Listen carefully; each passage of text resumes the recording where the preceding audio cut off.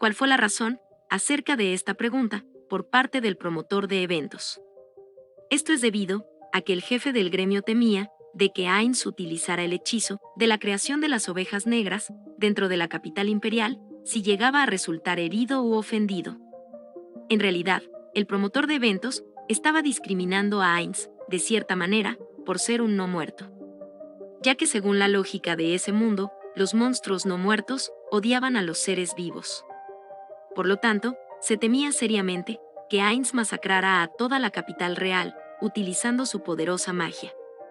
Pero Ainz calmó los temores del promotor de eventos, diciendo que él entendía sus preocupaciones, pero que él no tenía la intención de atacar a un país aliado. Entonces, el promotor de eventos, para darle credibilidad a las palabras de Ainz, decidió dejarlo participar en el Coliseo, pero con la condición de que no pudiera utilizar su magia. También el motivo de esa condición era para quitarle al rey hechicero su ventaja, que era la magia, y ponerlo a combatir en una batalla cuerpo a cuerpo en contra del rey guardián. Bueno chicos, bienvenidos a las curiosidades y comparaciones del anime Overlord temporada 4 capítulo 4. Si les gustó el video, like, suscripción y comentario. Ustedes saben quién escribió el guión de este video, y empecemos con Número 1. Ainz, al observar a las personas tan alegres y emocionadas en la capital del imperio, se sintió derrotado. Debido a que el emperador Hirknib no hace mucho se había posesionado en su cargo, y aún así poseía un pueblo tan lleno de vida. Lo opuesto a Errantel, que en ese momento era una ciudad pacífica, gracias a los Caballeros de la Muerte, pero también era una ciudad deprimente. De todas formas, viajar a la capital del imperio inspiró y motivó a Ainz a crear mejores políticas, para lograr un dulce ambiente en el reino hechicero. Por cierto, Ainz se trasladó a la capital imperial utilizando el hechizo de portal. Otro detalle es que Ainz, al observar la actitud tan responsable del líder del gremio, logró mejorar la opinión del rey hechicero. Número 2. Ainz se escabulló en la capital imperial por dos motivos. El primero era para evitar pasarle vergüenza a Nazarik, porque Ainz desconocía la etiqueta de los nobles. Y si Ainz avisara sobre su visita al imperio, lo más seguro es que le tocaría lidiar con una ostentosa recepción de bienvenida. El segundo era porque quería convencer al líder del gremio para que ayude en sus planes, en el reclutamiento de aventureros, ya que los aventureros humanos eran insuficientes en el reino hechicero. Y la parte de utilizar heteromorfos como aventureros era un asunto para después. En pocas palabras, el reino hechicero poseía las instalaciones preparadas para los aventureros, solo faltaba llenarlas. Era por eso que Ainz necesitaba al jefe del gremio como intermediario, porque él entendía los objetivos y conceptos acerca del reclutamiento de aventureros. Además de que el líder del gremio podría ganarse más rápido la confianza de sus propios colegas, por ser un aventurero. Número 3. El conductor del carruaje era un monstruo que Ainz había invocado con el poco oro que le quedaba, un monstruo de nivel 80 llamado Anso. Anso era un monstruo humanoide de tipo ninja y era hábil contraatacando frente a ataques furtivos. Habían otros monstruos del mismo tipo llamados Cassin Cowley, que era un monstruo especializado en ilusión. Fuma, que estaba especializado en el combate cuerpo a cuerpo y técnicas especiales. Y Tobi Kato, que era un monstruo especializado en el uso de armas y demás. Número 4. La razón de que Ainz eligió el imperio para reclutar aventureros es debido porque Albedo se encontraba en el reino, y Ainz no quería darle más trabajo a ella con su interferencia. Otra opción era la República, pero después de que Ainz consultó con Demiurge y Albedo, se decidió que intervenir en ese lugar no era prudente. Por otro lado, cuando el jefe del gremio de aventureros criticó las acciones de Ainz sobre el reclutamiento, eso generó un cierto alivio dentro del corazón de Ainz, ya que a diferencia de los guardianes, que tomaban sus palabras como si fueran escrituras sagradas, resultando en que Ainz pusiera en duda sus decisiones. Entonces, el rey hechicero necesitaba a alguien que se opusiera a sus opiniones, ya que de esa manera podría saber dónde estaban los problemas. Por cierto, como los heteromorfos tenían un gran lapso de vida, algunos considerados casi inmortales, a Ainz no le importaba cuánto tiempo se necesitara para iniciar el reclutamiento. Pero de todas formas, entre más rápido era mejor. Número 5.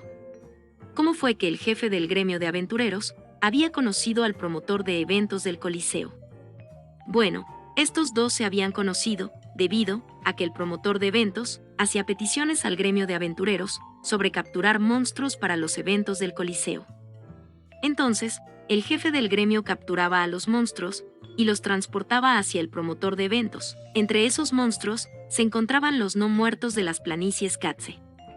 De esa manera, el jefe del gremio de aventureros logró obtener conexiones con el promotor del Coliseo. Por cierto, el beneficio de capturar a los no muertos es que estas criaturas no necesitaban alimento. Por lo tanto, se evitaban gastos adicionales. Por otro lado, el jefe del gremio se sentía incómodo al decirle a Ainz que él capturaba a los no muertos para hacerlos luchar en la arena de combate. Debido a que estos monstruos parecían ser de la misma especie que Ainz. Entonces, Ainz le dijo que no se preocupara, ya que él no era un simple no muerto, sino que era un Overlord. Número 6. En Yggdrasil había muchos tipos de monstruos en la familia de los Overlords. Por ejemplo, se encontraba el sabio Overlord, que era hábil con la magia, también el maestro Cronos Overlord, que podía utilizar habilidades relacionadas al tiempo, también el general Overlord, que se especializaba en controlar ejércitos de no muertos, entre otros. Por cierto, el más débil de los Overlords era por lo menos del nivel 80. Entonces, como Ainz entendía el nivel de combate de ese mundo, la aparición de un Overlord provocaría una perturbación enorme. Debido a que los no muertos no envejecen, permitiéndole gobernar el territorio por toda la eternidad hasta que sea derrotado. Y como Ainz no había escuchado sobre un poder de tal magnitud por los territorios, concluyó que no había más Overlords por el territorio. Por cierto, esta era una de las razones por las que Ainz quería enviar aventureros alrededor del mundo para recopilar información acerca de otros monstruos poderosos, ya que sería una molestia para Ainz si hubiera otro Overlord en el mundo. Número 7. La razón de que Ainz no utilizara las pertenencias dejadas atrás por sus compañeros. No es que Ainz no pudiera equiparse las armaduras y los objetos de sus antiguos compañeros, sino que todos estos equipos eran conjuntos personalizados para su usuario. Por lo tanto, aunque Ainz se equipara a estos objetos, carecía de las habilidades para utilizar todo su poder. Por cierto, la razón de estas palabras, por parte del jefe del gremio, es debido porque los nobles despreciaban a los mercaderes, y como Ainz demostraba un trato más considerado, fue visto como un gesto generoso y amable para la posición de un rey. Por otro lado, a Satoru Suzuki, la verdadera identidad de Ainz-sama, odiaba la idea de darle órdenes a personas mayores.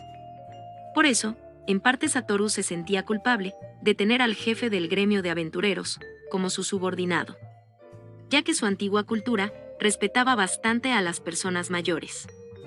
Entonces, el rey hechicero recompensaría adecuadamente al jefe del gremio como compensación por sus servicios y porque también se había encariñado con él. Por último, el hechizo de teletransportación de Ainz, que utilizó en el jefe del gremio, era de tan alto nivel que lo dejaría en el lugar más seguro, a las afueras o dentro de la ciudad de Errantel, sin que Ainz tuviera que preocuparse por buscar una ubicación. Número 8. La razón de que Ainz no quería reunirse con Fluder es debido porque Ainz no se sentía seguro de poder darle al anciano lo que quería, enseñarle acerca de los secretos de la magia. Pero el poder de Ainz no provenía del estudio de la magia de ese mundo, sino de los conocimientos acerca de Yggdrasil, y las magias de ambos mundos son un poco diferentes. Pero las magias de ambos mundos tienen una cierta relación que permiten que sus hechizos afecten la realidad. De todas formas, Ainz no entendía cómo era que su magia funcionaba en ese mundo, y por lo tanto, no podía enseñarla. Por otro lado, Ainz podía averiguar la respuesta acerca del secreto sobre su magia, utilizando el hechizo de supernivel, Deseo de Estrella, que era un hechizo capaz de alterar la realidad misma, y al consumir múltiples niveles del conjurador, podría cumplir un deseo más grande. Pero era una apuesta muy arriesgada, ya que era una carta del triunfo, a cambio de debilitar al mago. Por cierto, Flúder entró al mundo de la magia gracias al lanzador de magia de su pueblo. Aparte, Ainz se comunicó con Flúder a través del hechizo de mensaje. Por último, Ainz se teletransportó a donde se encontraba Flúder, y este viejo, como todo un fanático de la magia, lo recibió con preguntas sobre la teletransportación, hecho que molestaba a Ainz. Número 9. Omitido por el anime. En la creación de ítems mágicos, es necesario que el usuario conozca un hechizo relacionado. Por ejemplo, se debe saber un hechizo de bola de fuego para un arma llameante. Por otro lado, en Yggdrasil, un personaje puede aprender 3 hechizos por cada nivel ascendido. Por ejemplo, un personaje de nivel 20 podía aprender un máximo de 60 hechizos. Por cierto, Ainz le entregó a Flúder ítems de antiadivinación para que pudiera protegerse de las percepciones de los enemigos. Ya que una vez descubierta su traición, sería más conveniente para Flúder enfocarse en hechizos defensivos y ofensivos para volverse más fuerte. Ya que era un conocimiento más prioritario, así priorizaría su seguridad, en vez de dedicarle tiempo a los hechizos de adivinación para poder contrarrestarlos. Número 10. Omitido por el anime. A pesar de que Ainz sentía respeto y agrado por el emperador, y sus intenciones eran tener las mejores relaciones con el imperio. Pero de ser necesario, si se necesitara del sufrimiento del emperador para la grandeza de Nazarik, entonces Ainz lo haría sufrir. Por otro lado, el emperador tenía razón, Ainz lo había estado observando en secreto. Pero en señal de disculpa con el emperador, por haberle robado a su mejor hechicero, Ainz dejaría pasar ciertas cosas sospechosas y mantendría las muertes del imperio al mínimo, en un posible conflicto. Como lo describen en la novela. En las relaciones internacionales, los dos países se intentan utilizar mutuamente. Por cierto, el anime no lo muestra, pero el emperador sentía orgullo por su discípulo al decir esas palabras. Número 11. El libro que le entregó Ainz a Flúder era tan complicado que él mismo no podía entenderlo. Más bien, el texto parecía a un libro de ciencia ficción que de magia o de esos raros libros de ocultismo. El caso es que en la novela, a Satoru Suzuki le dolía la cabeza cuando intentaba traducírselo a Flúder.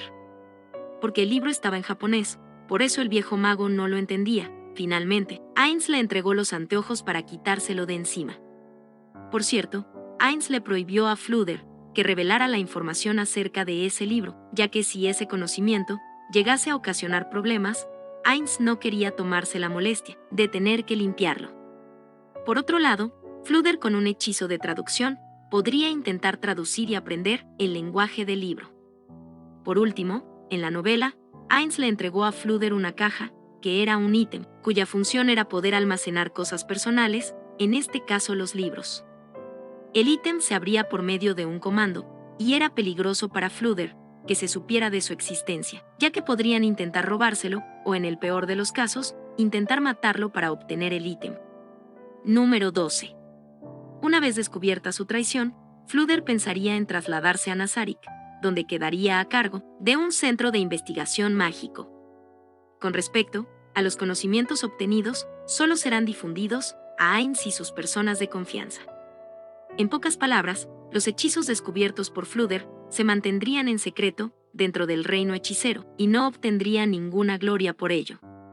Con el mayor mago del imperio obtenido, solo faltaba obtener a la mujer que Demiurge y Albedo habían recomendado para fortalecer aún más a Nazarik.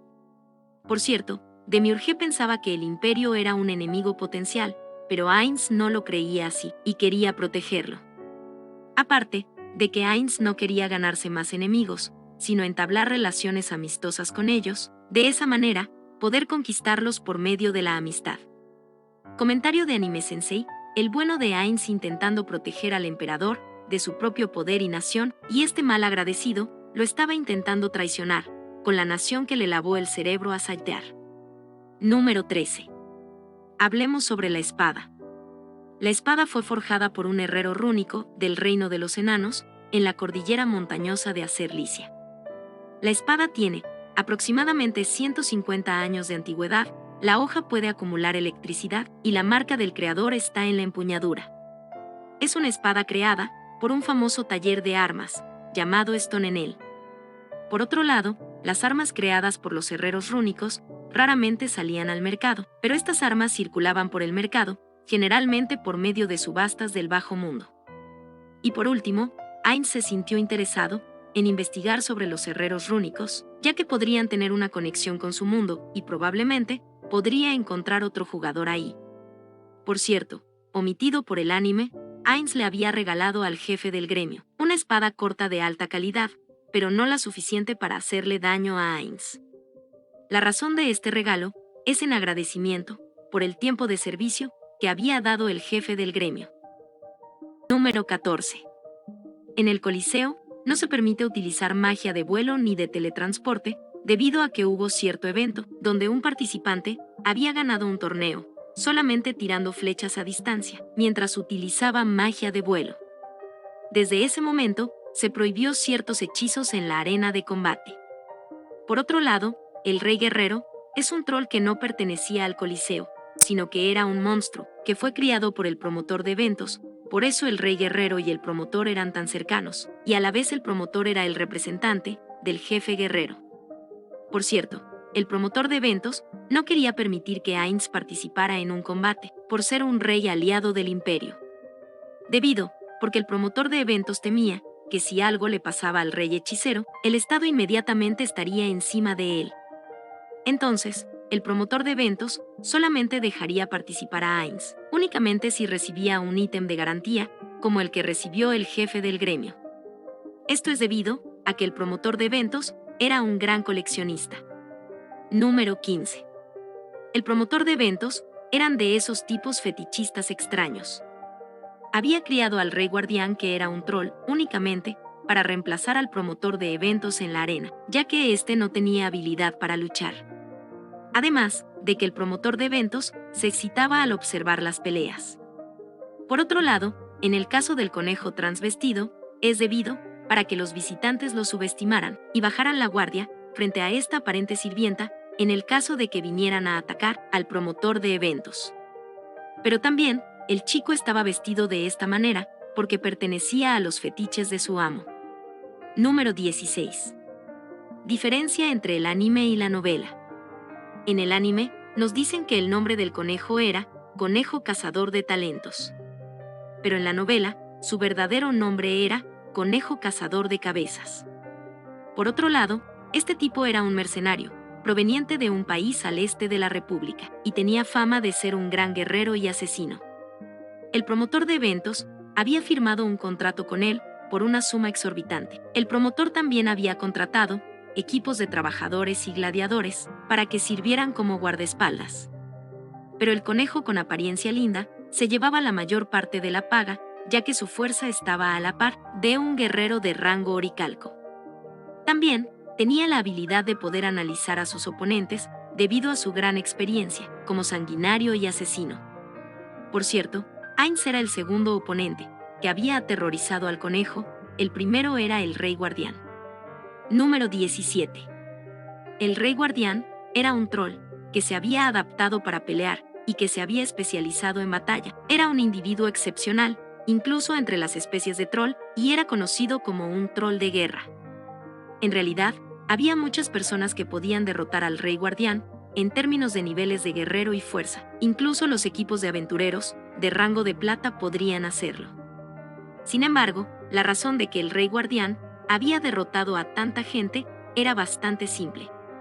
Es debido a que los cuerpos del troll de guerra eran superiores a los de los humanos en fuerza o en resistencia, o en el enorme rango de ataque que su cuerpo les conseguía. Adicionalmente, estaban las habilidades raciales, que el troll poseía y que los humanos no. La primera era que su piel era bastante gruesa, otorgándole una gran resistencia, más sumado con su armadura, provocaba que la mayoría de los ataques físicos rebotaran.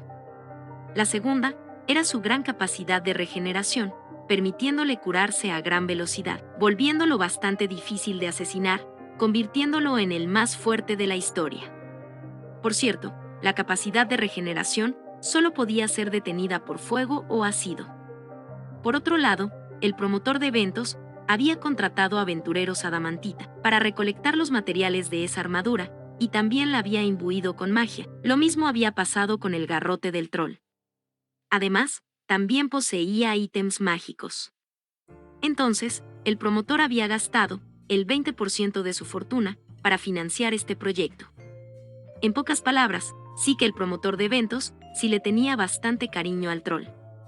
Por otro lado, antes de ingresar a la arena, el rey guardián sentía instintivamente el miedo ante Ain Sama. Número 18. ¿Cómo fue que se conocieron el rey guardián y el promotor de eventos? Básicamente, el troll había llamado bastante la atención a las afueras de la capital real, donde se habían escuchado rumores acerca de un troll racional que no asesinaba a los humanos, siempre y cuando estuvieran desarmados. Entonces, el promotor de eventos, al escuchar los rumores, se dirigió rápidamente a conocerlo, porque se había interesado en la fuerza de este monstruo. Y tenía que hacerlo rápido, porque el promotor había escuchado rumores de que Flooder se dirigía para exterminarlo. Todo para cumplir el sueño del promotor de eventos, que era crear al guerrero definitivo, que pudiera reemplazar a su ser carente de talento en la arena. Ya habían pasado 10 años desde ese encuentro dictado por el destino.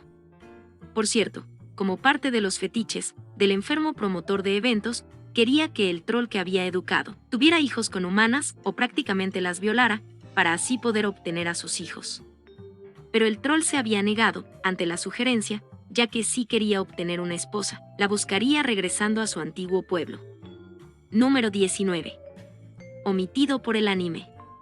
Ainz era un mago de nivel 100, y después de ocasionar aquella masacre en las planicies Katze, el rey hechicero no sentía que había aumentado de nivel debido a los puntos de experiencia obtenidos. Por lo tanto, se teorizaba que Ainz no podría volverse más fuerte en la magia. Entonces, Ainz recuerda a aquella batalla anterior, donde tuvo que pelear con aquella mujer de la escritura negra, y en ese momento se dio cuenta de sus limitaciones en combate cuerpo a cuerpo. Esto motivó a Ainz a querer mejorar para disminuir sus debilidades, terminando por emocionarse en su batalla en contra del Rey Guardián, para volver a sentir la satisfacción de poner a prueba sus habilidades de guerrero. Por cierto, en este momento, las habilidades de guerrero de Ainz se encontraban en el nivel 30. Número 20. La razón por la que Ainz se presentó ante el emperador es debido a que el rey hechicero no quiso ser descortés con el emperador por haber entrado de manera ilegal a su país después de haber sido descubierto. Por cierto, Ainz había obtenido el permiso para dar un discurso después de que ganara la batalla, para iniciar su plan de reclutamiento en el reino hechicero.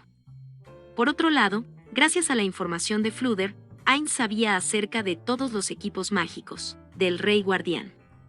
Mientras que Ainz se encontraba con un equipo bastante normalito para los grandes objetos mágicos que el rey hechicero poseía. Número 21. La razón de que el emperador optó por volverse un estado vasallo es debido a que las relaciones con la teocracia Slan se habían destruido. Y porque también el emperador pensaba de que Ainz era el ser supremo, que había descubierto los planes secretos que el emperador tenía en contra del reino hechicero. Y por lo tanto, había calculado la mejor forma de destruir los planes del emperador, y también quebrarlos psicológicamente, dejándole el único camino de solo depender de la protección del reino hechicero. Ese era el pensamiento del emperador. Además de que el emperador no podía hacer nada para destruir a un ser aparentemente indestructible e inmortal. Pero en realidad, el único que entendía el pensamiento del ser supremo de Ainz era este sujeto. Número 22. Los problemas que tendría el emperador por aceptar públicamente el vasallaje eran los siguientes. El primero, tendría que lidiar con el ejército, aunque la mayoría no se opondría públicamente. Todavía existía la posibilidad de insurgencia por parte de algunos soldados. El segundo, serían los nobles, aunque la mayoría no se opondría, igualmente como el ejército, existía la posibilidad de que algunos nobles utilizaran esta situación para intentar eliminar al emperador y su línea de sangre, para así convertirse en los nuevos gobernantes. El tercero, serían los sacerdotes. Los templos nunca aceptarían el vasallaje del imperio al reino hechicero. Es más, el imperio se arriesgaría a perder a los sacerdotes que curaban a los heridos. Por lo tanto, el emperador tendría que empezar a negociar con ellos, demostrando los beneficios en convertirse en un estado vasallo. Número 23. Finalmente, en el epílogo del volumen 10, Demiurge estaba buscando a Ain Sama para presentar su informe. Pero como no lo encontraba, le preguntó a Albedo acerca de su paradero. Entonces, Albedo le comenta a Demiurge que Ain se encontraba de viaje en el reino enano, en una visita pacífica, junto a Saltear y Aura. Mientras que Kokyuto se encontraba administrando el lago. Mare se encontraba construyendo un calabozo a las afueras de Errantel. Sebas se encontraba haciendo sus deberes en Errantel. Y como siempre, por parte de Demiurge, no entendía las intenciones de Ain Sama y solo podía alabarlo por su incomparable inteligencia. Por último, Albedo le cuenta a Demiurge sobre los documentos enviados por el imperio acerca del vasallaje de este país al reino hechicero. Noticia que sorprendió a Demiurge, ya que él esperaba que el imperio se volviera un estado vasallo después de que el reino de Re-Estisé fuera destruido. Y el método para dominar el imperio era generar el caos en las ciudades y por medio de levantamientos quebrarían la voluntad del emperador y de esa manera el imperio sería dominado. Pero el plan de Demiurge máximo tardaría un mes en ejecutarse, requiriendo varios métodos para iniciar los levantamientos. Por eso querían dejar al imperio después del reino. Pero todos esos planes fueron en vano cuando Ainz dominó al imperio en 3 días y sin ninguna muerte. Y con esto termina el volumen 10.